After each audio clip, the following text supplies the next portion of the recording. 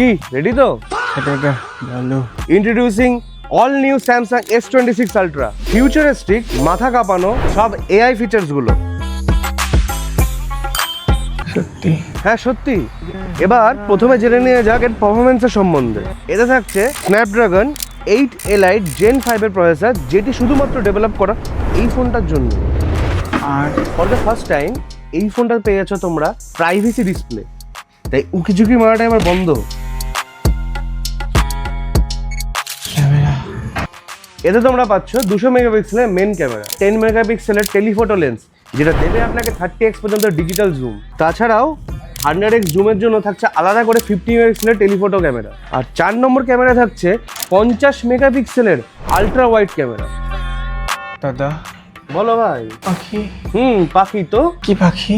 এটা জিজ্ঞেস করো তুমি আমার S26 আলট্রাকে, সে তো আমাকে জানাবে এটা কি পাখি।